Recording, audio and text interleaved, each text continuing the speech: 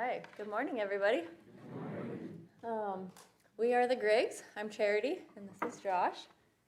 And we have two little kids, Gracie, she's 3 years old, and Jaira, he's 1 year old, but they're probably terrorizing the nursery right now. Jaira was actually born in Peru, so that was exciting and different. And some of you guys will know my Grammy Kay Johnson. They used to go to this church, so she says hello. Sorry she couldn't come with us this time. It's been sweet just being back in the U.S., time with family. First of all, I just want to say thank you, River Valley Bible Church, so much for just your prayers in the past and future and all the things. Also, thank you for supporting us and just being behind us. And I can't really put into words how much emotions are running through right now, just being back in the U.S. with other believers, you guys being here to kind of welcome us back, maybe way more than you even understand or know. We've only been back a couple of weeks right now, so this is like the third time that we've been able to be surrounded by other family in Christ and just singing worship songs. It seems like every word was jumping out, just so impactful, being in English, and it's just really special. So I'm filled with joy right now. Thank you that we get to be with you. So now we're going to share a little bit about Peru, where we've been and what we've been doing. I'll let you go ahead. Yeah. All right. So we'll give you a little overview of what we've been doing and learning and seeing since we saw you last. So January and February, we went to several places. So we did an internship for a year in Tarapoto. While we were there, we heard that there's unreached people groups in Peru. So we were like, well, let's find out about that. So we started doing a lot of investigation. So in January, the first place we went was Urubamba. So it's like in the bottom left corner where you can see half of the word because my editing is bad. But it's like maybe 2 or 3 hours from Cusco, where Machu Picchu and all that is. We went there and we did Bible training for like 2 weeks. And then we went to several villages like super high up in the mountains. It's the Quechua people, so they're like descendants of the Incas. They speak only Quechua up in the mountains, and they live at like 14,000, 15,000 feet in these little villages. And they wear sandals. I still don't understand that because they've got like, you can see some of the way they dress like in the behind Charity. I don't remember what the name of that village was actually, but the pastor that we went with, he brought this big bag of yarn, and then we distributed it among the ladies that came to the church. And then they make like some of the best handmade things you'll ever see, and they make them, and then they'll send them down to the lowlands, to the markets and stuff, and make some money. But it is a very interesting culture. So we spent some time up there where the yellow dot is. That's a village called Kiswarani. We've got some pictures of that here. So this is in Kiswarani. They actually built a church. Most of the villages, if there is a church, they meet in a house. This one, the guy on the left, and I don't remember his name right now, but he pastors that church. The guy on the far right, he is a missionary pastor that learned Quechua, goes up there and does Bible trainings. And then the really tall guy, that's Jeff, and he took us around and showed us a lot of things. So it was kind of fun there because they don't speak Spanish. So Charity was like teaching Bible stories. I'd teach Bible stories, but Charity would teach the story in English, and then Jeff would translate it to Spanish, and then Vicente would translate it into Quechua. And Charity is like... all the while trying to act it out. Yeah, so Charity would be like doing these actions, and then they would try to do it, and it was like language to language to language, and it was very entertaining. Everybody had a good time doing that. Another shot of the church where they meet. There's like benches on the outsides, and then there's like a wool. There's like sheepskins and llama skins that you sit on, so you're not sitting on the cold bench the whole time. Pretty rustic. It's gorgeous up there. So we actually got invited to live there, like right next to church building, there's like a plot of ground that a guy offered to basically give us to build a house on, so we could go there, learn Quechua, and then Kiswarani you can drive to, but there's several villages up higher that don't have roads, and those people have no gospel access, Bible access, church access, anything like that. So that's one option we've been given, is to go learn Quechua and then walk or ride horses to those villages up around. During the time we were there, there was a lot of protests and riots because President Pedro Castillo was removed and arrested, and his vice president, Boluarte, the first female president, was replaced him. And the south of Peru just went crazy. So they set up roadblocks all over the place. On this trip, we were heading to a jungle village from the mountains to do like a kids club and what's called a chocolatada. So you do like hot chocolate and these little cakes, and then like a Bible story and stuff. So we went like 5 hours. Kids puked. It was great. Just a car full of impatient, tired, puke-smelling people. And we got to we were within an hour of where we were going, and there was a roadblock, and it was like, oh, come on, like we're so close. And Pastor Vicente walked down, talked to him, somehow talked them into letting us go through. So they let us through, and then half an hour down the road, we hit another one, and they were like, no, you're not coming through here until tomorrow. You can sit there. So we were like frustrated, turned around to head home. We got back to the first roadblock, and they wouldn't let us through to go back. So we were just like stuck between these two, and I was mad. I lost my sanctification briefly there.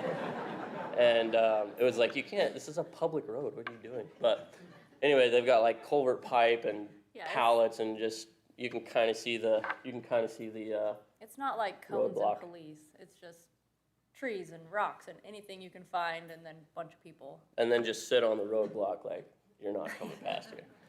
But the Pastor Vicente, he was like, well, we came on this trip to bless people and hand stuff out, so let's do it. And it was like, what are you talking about? So he's like, walks up to the roadblock, and he's like, hey, we're on this trip to bless people and share something from the Word of God, so if you guys are interested in that. And some people are like, okay. So he's like, all right. Jeff goes up, and he's like, all right, and you preach something. It was like, okay. So Jeff shares a Bible story, shares a Bible story, like standing at the roadblock. And then he's like, all right, Josh, your turn, preach something. And I was like, okay. So I shared the Bible story of Hosea, love the story of Hosea, explained the gospel through that, and prayed. And then we handed out all the little cakes and hot chocolate to the protesters.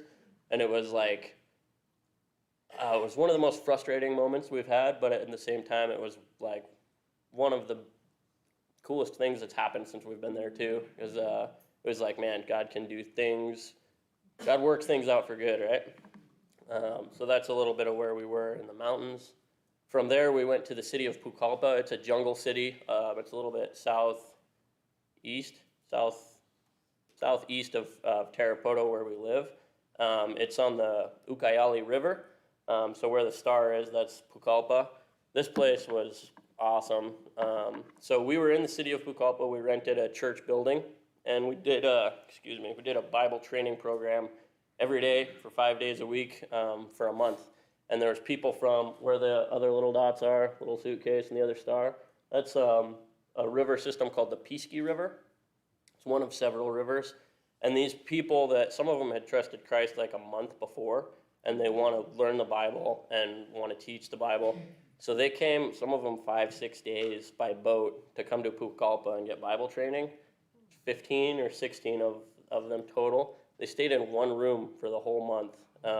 And a lot of them don't read or write, barely at all. But they did homework. They came on time, stayed late. Did homework every day, did their assignments every day, like just a hunger to study and know the Word of God that was extremely refreshing.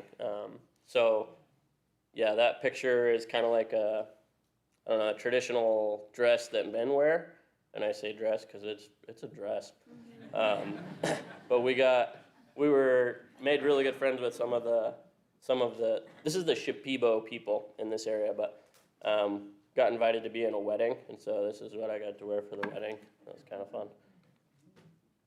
This is the graduating class of the guys and gals that came from Peasky to study. It was pretty cool. Jeff made like a laminated lanyard for them, and this is like their graduation, their official thing, which is a big deal in the river. There's all kinds of heresies I would love to tell you about that they go through. Just a couple, like these people would ask us, so we would do a study, and then they would raise their hand. We'd have questions, and they'd raise their hand and be like, "Pastor, is it true that you can't get saved if you don't get saved in a temple?" And it was like, no. Like some of them we thought were jokes, and then it was like, no, that's not true. Is it true you can't get saved if you're not married? And it was like, Or you can't what? teach without God. Or you can't teach, like, is it true you can't teach if you don't have a tie? Like, is it true you can't talk about the Bible if you're not wearing a tie or leather shoes? And these people live in the jungle, like they don't use shoes.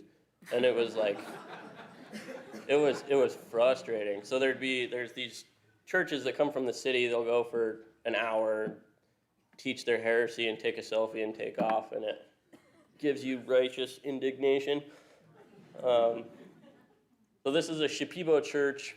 I don't remember her name right now, but this is kind of a traditional Shipibo dress. And then this is a pretty traditional, or pretty common, at least, building. So this is a Shipibo church that we visited quite a bit while we were there. Chainsaw cut floor, and then like a thatched palm roof. And it's pretty rustic, but it's actually a lot cooler than any of the other buildings because it's got a really tall ceiling and then air flows. So a few of the Shipibo believers from Pucallpa are stationed in another state near the border of Brazil, near some national reserves as missionaries. This is Davies. This picture he sent me like a week after I went there.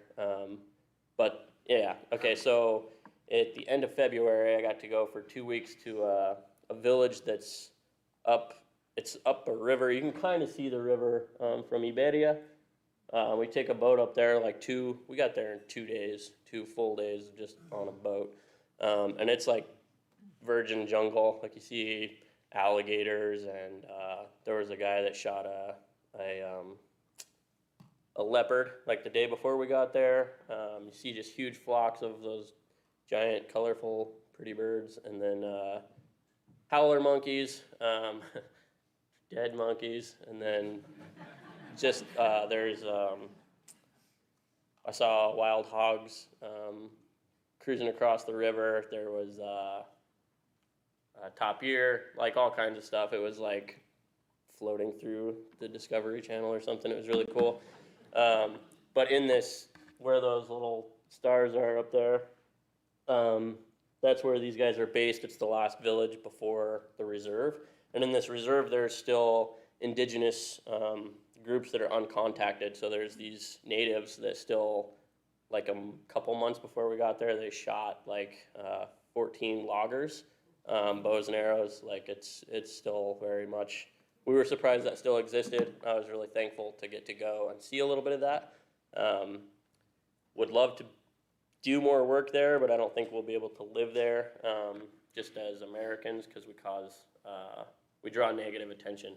But there's still uncontacted tribes that live in this part of the jungle. So be praying for them. It's a very complex situation. There's people that are trying to reach them, but it's a very difficult task. So be praying for that God would send more missionaries, preferably Peruvian missionaries. From there, headed back to Tarapoto. Charity and the kids went to Tarapoto while I was in this village. And then from Tarapoto, we've been going to a village called Tres Unidos. And Charity will tell you a little bit about Tres Unidos. Yeah. So just to clarify, Josh goes to these little villages first without me and the kids to check them out for safety and stuff. Yeah, so during that time, me and the kids went back to Tarapoto.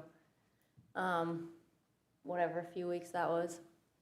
Anyways, like he said, this is Tres Unidos, another little village that's maybe 3 hours driving through the mountains again, sick kids, all that. And then you get to a town, and then you take another car to the next little smaller and smaller towns.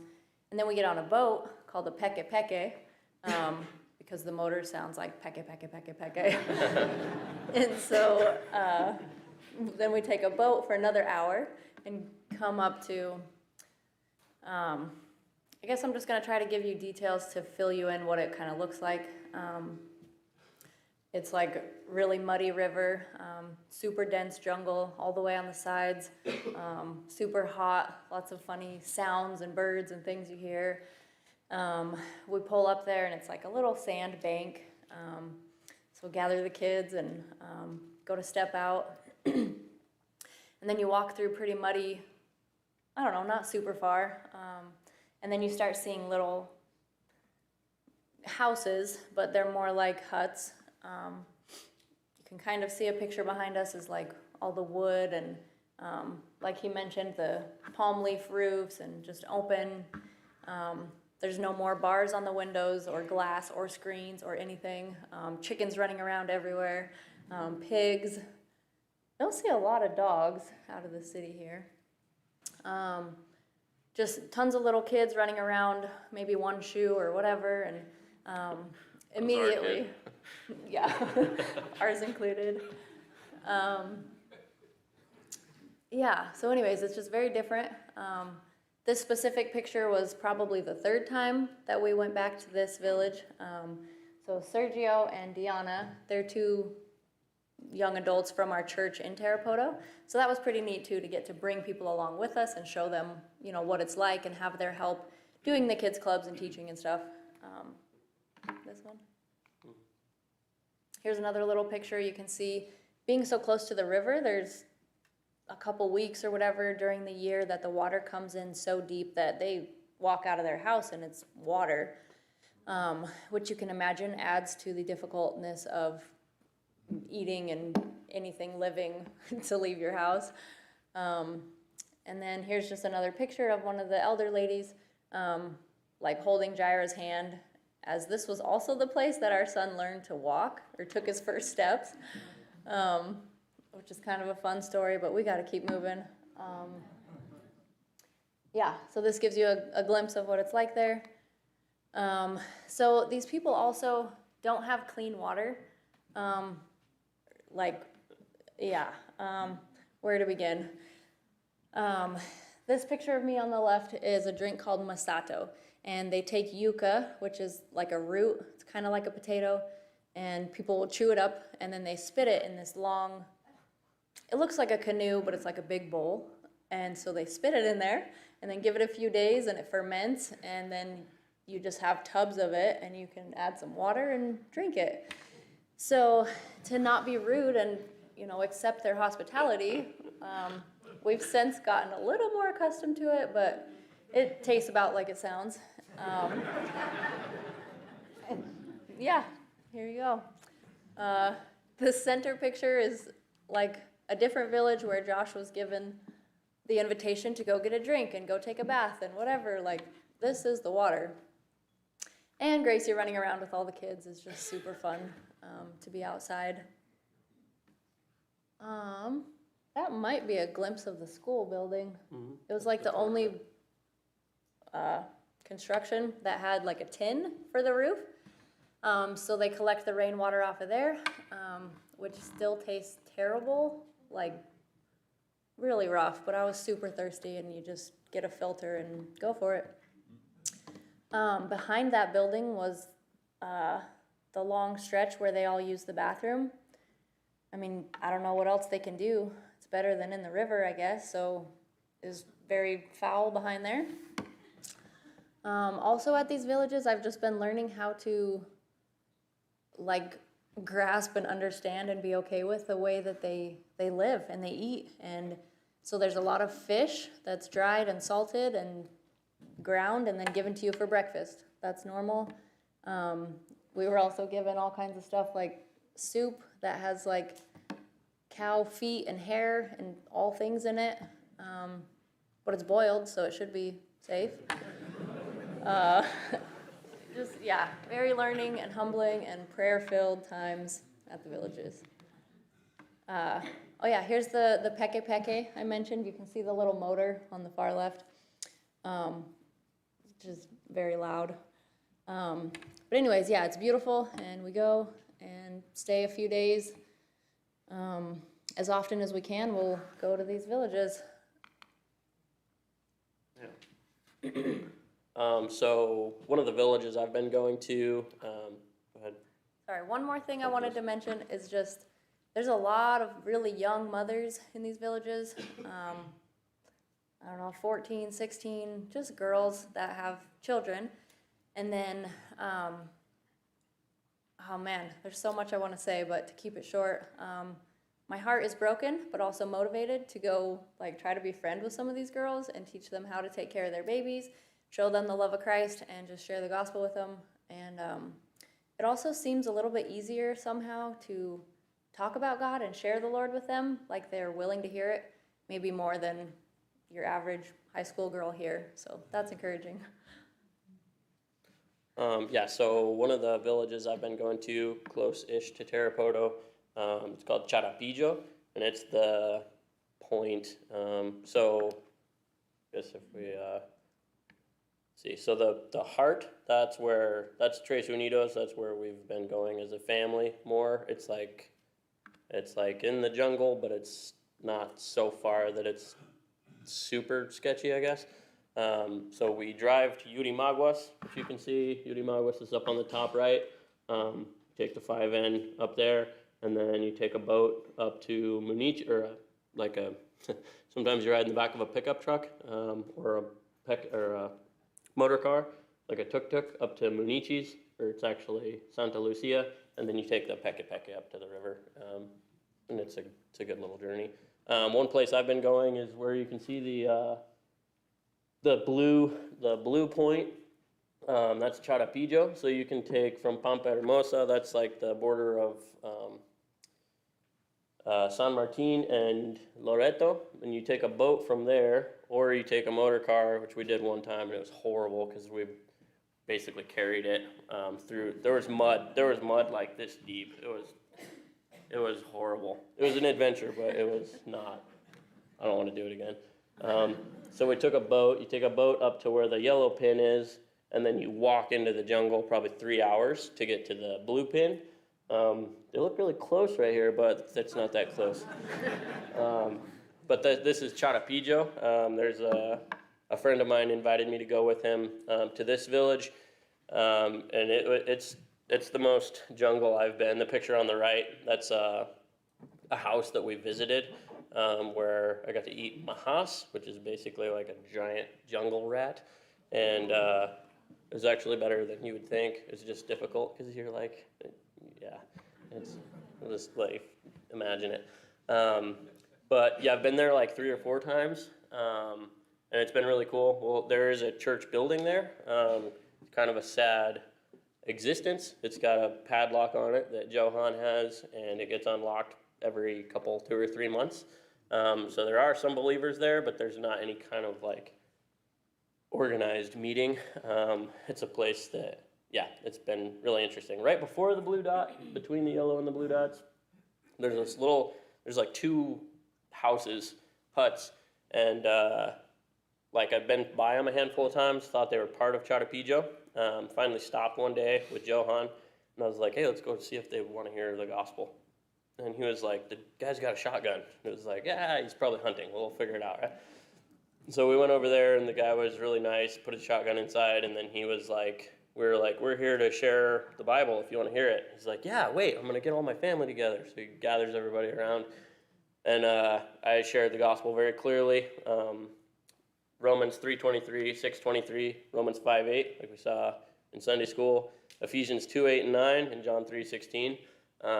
A little more time on Ephesians 8 and 9 because there's a very heavy Catholic influence in all of Peru. So like the distinction of grace and works is very important. I had a Bible in my hand I'm reading these verses from. They speak Spanish in this village. So it's like, it's the gift of God. And like, I'll share that example and I'll hand, like, I'll be like, it's a gift. And I'll hand it as an example and be like, the gift of God is, it's exactly that. You have the choice to reject it or receive it. Like, you can accept or reject it. And then I was like, at the end, I was going to give this guy the Bible. And he was like, Johan, which at the time seemed really rude, but he was like, can you read? And it was like, weird question, don't do that. But he was like, no, I don't read. And he's like, well, do your kids or grandkids read? He's like, looking around, he's like, no, nobody in this village reads. And it was like, whoa. And then it was like, okay. So then he was like, well, we'd like to come back, or he actually asked us to come back so he could get the rest of his family there. To hear anything from the Bible. They'd literally never had anything from the Bible taught to them. So it was like it was exciting for me. Like that's what I want to do with my life, is teach the Bible to people that have never heard it. And it was like, all right, well, does somebody have a phone? And he was like, nobody here has a phone. And it was like, okay. He's like, but we use the radio every week. So you can go to a city that can send a radio message to somebody else that sends it to them, and we can coordinate it, and we'll meet you whenever you say you're going to come, which that still hasn't happened, so that will hopefully happen when we go back. But that got us like really interested in finding out about how to get the Bible to people that don't read and write, which is actually a lot more common than we expected, especially in the village settings. So we've been learning about audio capabilities you can get audio Bibles in almost any language in Peru. So we're figuring out and they're solar powered because there's not like power and water in these places. So we've been learning a lot about how to get these Bibles, and then training like with pictures and actions and things like that. I think it was in April, we did what we called the Gran Cena. So we invited, in Tarapoto in the city, we invited the whole neighborhood, like 3 blocks ish in every direction, to come have a free dinner. And we had music and like we call it like a raffle for some little prizes and stuff. And then we had an evangelistic message. And it was really, really cool. Like literally everybody in the church got plugged in and served and helped and were involved. And then most of the neighborhood came too, and a lot of people responded. It was a really special thing to be part of. I think some of you guys from here helped support that, make that happen too, so thank you for that. So the follow-up is going to be like, the follow-up still needs to happen with a lot of those people. So that's something we're working through there as well. But this is the backyard of the church that we serve in Tarapoto.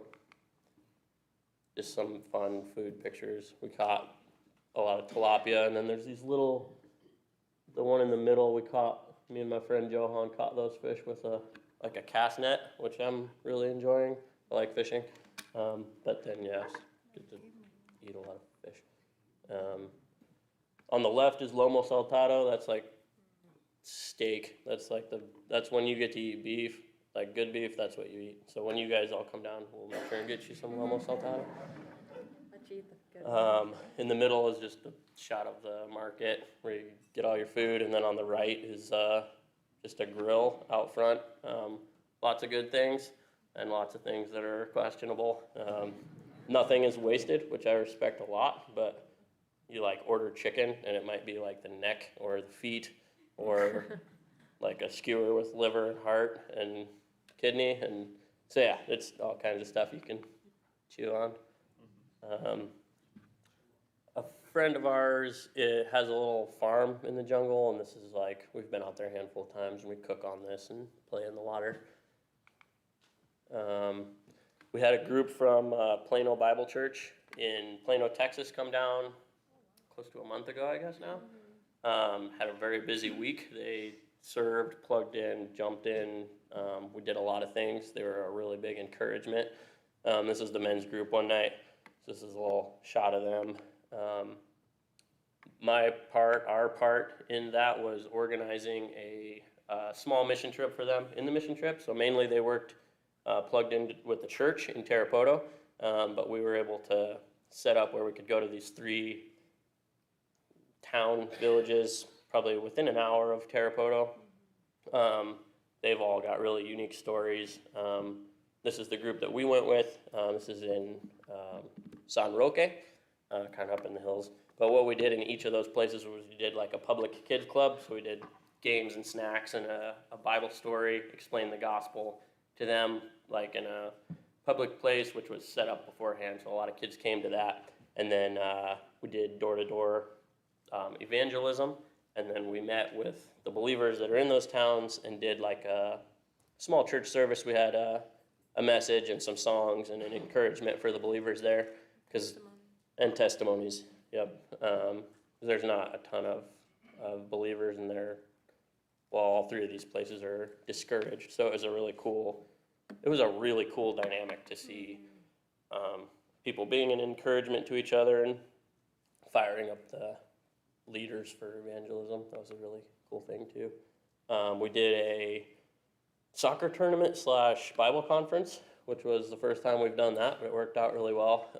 So Plano Bible Church, they taught through the book of Jonah in 3 hours, and then the following Saturday they taught through the book of Ruth, also in 3 hours, and then we had a soccer tournament and volleyball tournament.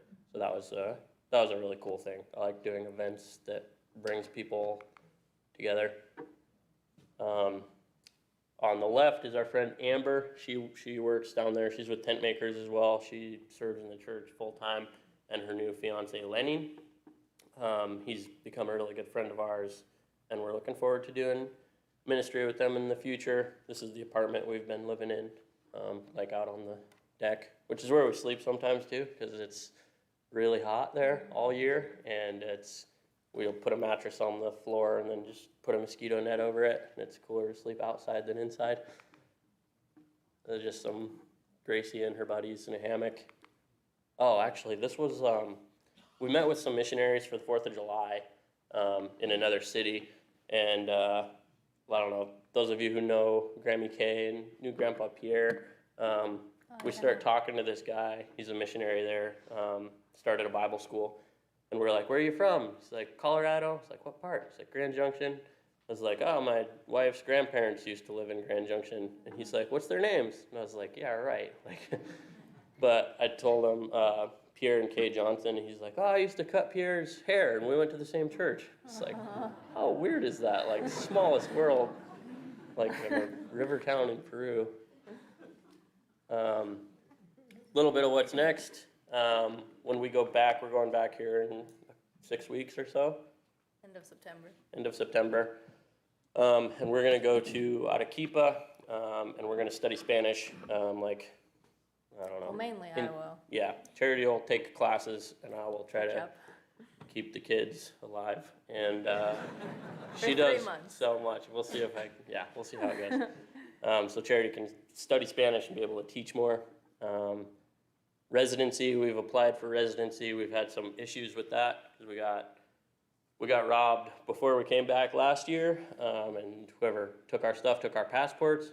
So we've been having ongoing problems with, so we're applying because Jairo was born there, so he's a citizen, so we're applying to live there through him, but because all the documents are screwed up, short version, so we'll be working on that. We're planning on getting a vehicle when we get back. That should make things a lot better with children puking over the mountain. Yeah. And then doing village things. So village ministry is like what we want to be doing, and that's our foreseeable future. Could be for the rest of our oxygen intake in this world, is doing village things. So yeah. That's a little overview of what we have. I've got an encouragement for you guys from the Word here, and then if there's time, you guys have questions, we can do that as well. But an encouragement from 1 Thessalonians chapter 2, which we read here a little bit ago. I was thinking about this passage when we were making these slides and presentation and stuff. This is the first time I went to Tres Unidos. It was when the river was really high, and it's in the rainy season. So like right now you can go, you get a boat up to the shore and you walk like, I don't know, 200-300 yards to get to the village. When I went the first time, you could take a boat pretty much into like all the way into the houses. But we were standing in the chapel, and it started raining, and there was this hen. There's a lot of chickens and ducks in and out of the houses there, but there was this hen out in the middle of the field, like in front of the church, and she was standing super weird, just like hunkered up kind of. And then I noticed she was covering up all her little chicks, and it was a really cool thing. I have a picture of it, but I couldn't find it for the slide. But that made me think of this passage. So, like the idea of this passage is personal investment for the sake of discipleship. Like all discipleship is a cost, and if it's discipleship, it's not just a cost; it's an investment. So, want to see some of that here. But I'll read 1 Thessalonians chapter 2, and I'll read verses 4. Actually, I'm just going to read verses 7 through 12, kind of for a little bit of the idea of what's around it. And we're mainly going to focus on verse 8. But 1 Thessalonians 2, 7 through 12. But we were gentle among you, just as a nursing mother cherishes her own children. So affectionately longing for you, we were pleased to impart to you not only the gospel of God, but also our own lives, because you had become dear to us. For you remember, brethren, our labor and toil, for laboring night and day, that we might not be a burden to any of you. We preached to you the gospel of God. You are witnesses, and God also, how devoutly and justly and blamelessly we behaved ourselves among you who believe, as you know, how we exhorted and comforted and charged every one of you, as a father does his own children, that you would walk worthy of God, who calls you into his own kingdom and glory. So in verse 7, I did some study on this a while back. It says, we were gentle among you just as a nursing mother cherishes her own children. I thought that was a super weird thing for Paul to say. He compares himself to a nursing mother. So I dug into it, and the idea is actually a hen taking care of her chicks. I had done, I don't know, some research on this and found some stories, some really cool stories of hens taking care of their chicks. It's the same root of the word when Jesus says, "Oh, Jerusalem, Jerusalem, how I wish I could gather you under my wings." It's that same idea of care. I read one story of a range fire. I don't even know where it was, but this firefighter was like super moved by this and wrote an article, was walking through after a fire and putting out little fires after and just assessing damage. And he was walking on a trail, and there was like a smoldering pile in the middle of the trail. And so, like out of curiosity, he just kicked it. And when he kicked it, all these little chicks just went in every direction, just scurried out from under this pile. And he realized that the pile that he had kicked was like a sage hen or something that had just covered up her little chicks in the fire. It's a weird thing to find birds after a fire, because birds are like the one animal that can get out. But this hen had stayed, covered up her little chicks, and burned to death in order to save them. So it's like, that was the story that I think captures the idea of this verse. But a chick will take the rain, take fire, take whatever to protect, or a hen will take that to protect her chicks.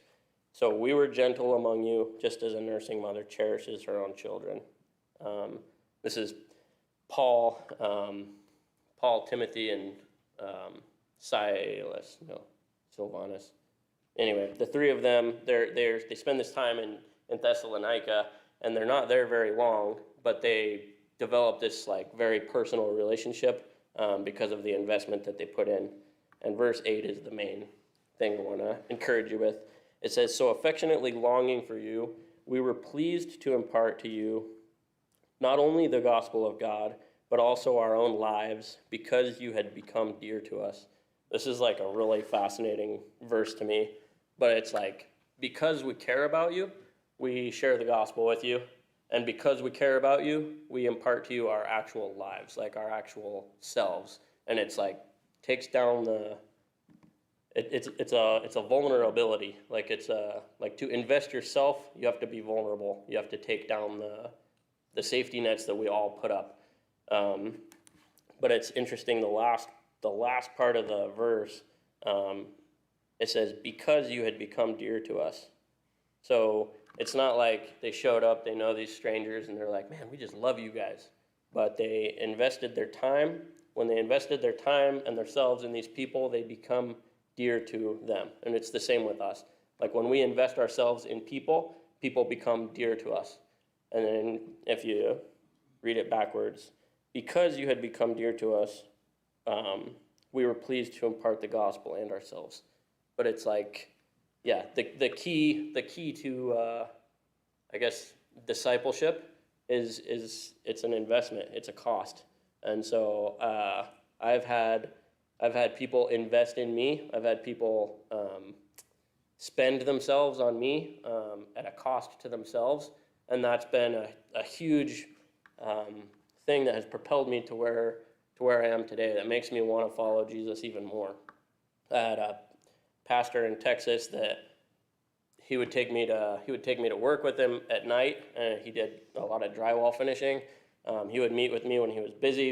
He'd answer all of my silly questions when I was like just crazy about anything Bible, and he was like, okay, like, but he invested his time, and my dad also, like, when it cost him a lot, and when I didn't care, and when I was rude, and it was difficult for him to do, he invested in me.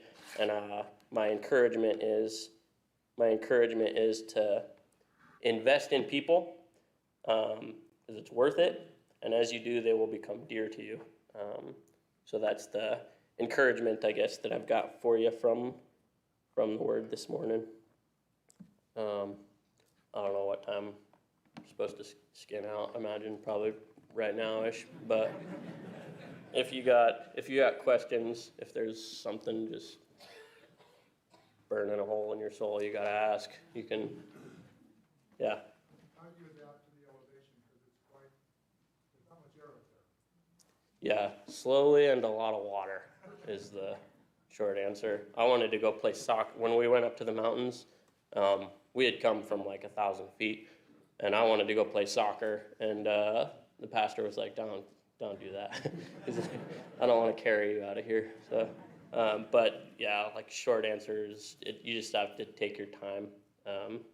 I used to guide elk hunts, and so when people would come up to the mountains, we'd always have them come like 2 or 3 days early, just be there, not doing anything physically strenuous, just to get used to not breathing a lot of air or oxygen, and then it just takes time. Yeah. On that note, there's a town in Peru on the border of Bolivia. It's called Rinconada, and it's the highest lived-in town in the world. They're not actually scientifically supposed to be able to survive there, but there's gold there, and so there's like 50,000 people that figure it out. Yeah. Anything else? Yeah. How do the children adapt, your children adapt to the unfamiliar foods you're exposed to? Yeah, they're actually a lot better at it than we are. They don't even know that it's weird. They like both of them have spent more time in Peru than they have in the U.S. Like yesterday, there was a bug by the door, and Gracie was like, "Papa, ant." It's like, yeah. And she's like, "We eat it?" And it's like, no, we'll let this one go. We'll leave that one for the next guy. But they do super well. It's normal for them. Yeah. Yeah. And we do eat these giant ants. Yeah. The first time I went to Tres Unidos, they were making fun of me because I wasn't eating them right. But it's like you pull their wings off and then eat them. They're cooked. These ones are cooked. They eat them raw, but I haven't done that. But yeah, this guy's got like wings all over his like beard, and he's like, "You gringos don't know how to eat these bugs." It's like, I'm learning here. So, yeah. Anything else? We've got some prayer cards out on the little table out there, and then there's paper. If you don't get email updates and you would like to get email updates, which we don't do every month, it's more like every 2 or 3 months. But if you'd like to get those, you can write your email down out there on that deal. And if you have any questions or whatever after, don't be afraid to ask. I'll pray, and whatever happens after that, imagine will happen after that. So, dear Heavenly Father, thank you for this morning. Thank you for this day. Thank you for this church and for the way that you've put them together, brought them together. Thank you for Pastor Craig and his heart to lead and to be an under shepherd of you. Thank you for just grace. Thank you for the way that you love us when we're unlovable. And thank you for this opportunity to share. And I pray that you would be glorified and honored in the way that we speak and act and go about things. Yeah, thanks for being awesome. In Jesus' name, amen.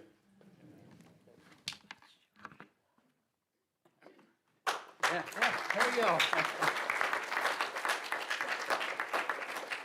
So there's a right way to eat an ant. Yeah. And you're telling me I don't need this. No, not to eat ants. Anyway, thank you guys for being here. It is very clear to me that you are right now where God wants you. So thank you for that. As I mentioned earlier, they do not have lunch or dinner plans. So if you would like to make those plans with them, this is your opportunity. And then maybe that was it. I think that was it. Anyway, thank you guys for your time.